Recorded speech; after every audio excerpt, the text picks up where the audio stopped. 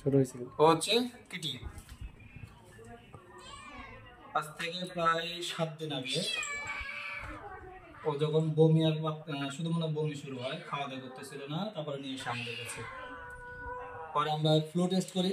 Flu test করার পরে ফ্লুটা positive আসে। আমরা দেরি না করে সাথে সাথে চিকিৎসা শুরু করি এবং ওনার যে মালিক ছিলেন বা গার্ডিয়ান, ওনাকে বলে প্রত্যেক দিন 2 বেলা করে আমাদের এখানে নিয়ে আসতে হবে।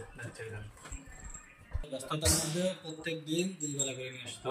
ওই নিয়ে আসলে অন্য লোকদের পড়াইতো। আজকে তার 7ম দিন চলতেছে।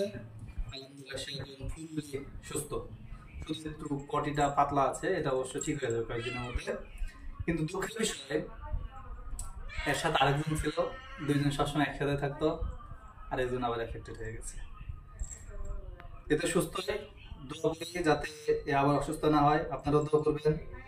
এবং এর সাথে আরেকটা যেটা এফেক্টেড হয়েছে, গতকাল করে টেস্ট করছি, গতকাল থেকে ওটা চিকিৎসা শুরু হয়েছে। ওইটা আমরা 7 দিন চিকিৎসা চালাবো। এই যে এটার পরে ওইটাকে আবার নিয়ে আসবো। তো ওইটার জন্য অবশ্যই দোয়া করবেন যাতে ওইটাও সুস্থ হয়ে যায়। তো এখানে আরেকটা বিষয় আপনাদের যারা বিড়াল পালেন তাদের জন্য জানার বিষয়, সেটা হচ্ছে ফ্লু এর কোনো সিমটম দেখা দিলে অথবা বিড়াল যদি খাওয়া দাওয়া ছেড়ে দেয়, সেক্ষেত্রে যদি এবং ভ্যাকসিন দেওয়া না থাকে, দেরি না করে সাথে সাথে ডাক্তারের কাছে নিয়ে গিয়ে ফ্লু টেস্ট করে ফেলবেন। এবং সাথে সাথে যদি চিকিৎসা শুরু করেন, 80 থেকে 90% ওই বিড়াল ভালো হয়ে যাবে যদি আপনি প্রপার টেক কেয়ার করেন।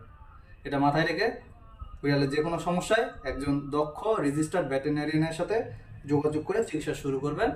ইনশাল্লাহ আপনার বিড়াল দ্রুত সুস্থ হবে। সবাই ভালো থাকুন, সুস্থ থাকুন। আসসালামু আলাইকুম।